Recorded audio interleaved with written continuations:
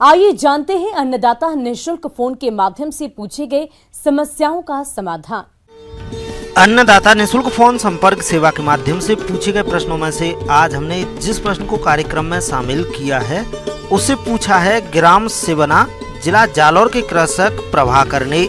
आप फूलगोभी की फसल में कीट नियंत्रण के बारे में जानकारी चाहते हैं तो प्रभाकर जी आपकी जानकारी के लिए प्रस्तुत है कार्यक्रम का ये अंश।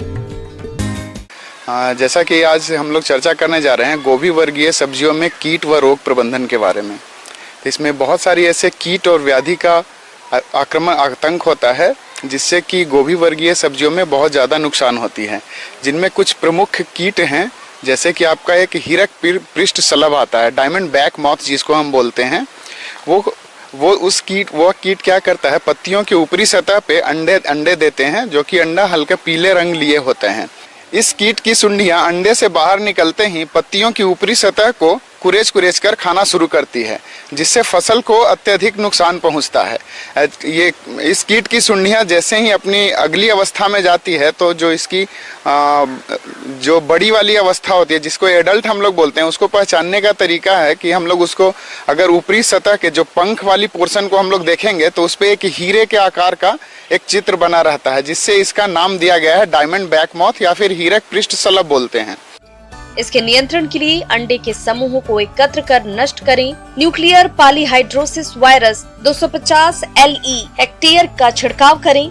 मेलाथियान 2 मिलीलीटर प्रति लीटर या स्पाइनोशेड 25 SC को 15 ग्राम सक्रिय तत्व प्रति हेक्टेयर की दर से 10 से 15 दिन के अंतराल पर छिड़काव करना चाहिए।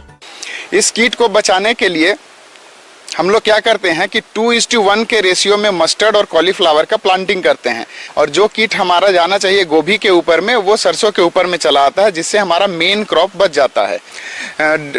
हीरक पृष्ठ शलभ के लिए बहुत सारे फेरोमोन ट्रैप्स का भी इस्तेमाल किया जाता है, जो कि 15 ट्रैप प्रति हेक्टेयर के दर से हम लोग इस्तेमाल कर सकते हैं।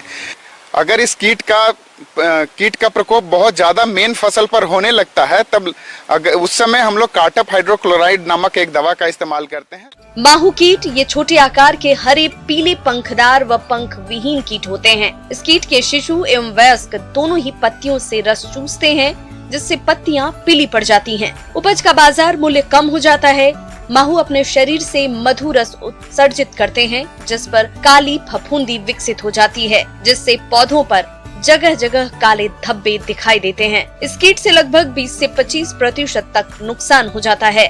माहू के नियंत्रण के लिए बहुत सारे तरीके अपनाए गए हैं। अगर रासायनिक विधि के अलावा हम लोग बात करते हैं तो एक पीला प्रपंच होता है, जिसमें कि एक पीले रंग का एक कार्ड होता है, उसके ऊपर में गम चिपका होता है। अगर उस ट्रैप को हम लोग फील्ड में लगाते हैं, अपने खेतों में लगाते हैं, तो माहू उस पे जाकर के चिपक जाता है, जिससे हम माहू को नियंत्रण कर सकते हैं।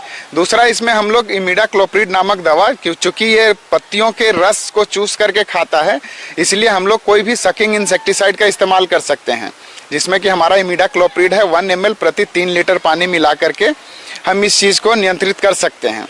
दूसरा एक कीट आता है इसमें, जिसको कि कैबेज बोरर बोलते हैं। ये क्या करता है कि गोभी या फूलगोभी जैसी सब्जियां हैं, इसके ऊपरी सिरे वाली भाग है, उसमें छेद करके उस फसल को नुकसान करते हैं। साथ ही साथ पत्तियों के ऊपरी सतह को खाते रहते हैं, और जिससे बहुत ज़्यादा नुकसान होता रहता है इस फसल को।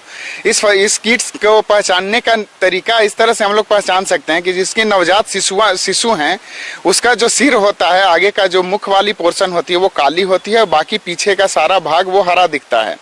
तंबाकू की सूड़ी के वयस्क मादा कीट पत्तियों की निचली सतह पर झुंड में अंडे देते हैं। 4 से 5 दिनों बाद अंडों से सूड़ी निकलती है और पत्तियों को खा जाती है। सितंबर से नवंबर तक इसका प्रकोप अधिक होता है।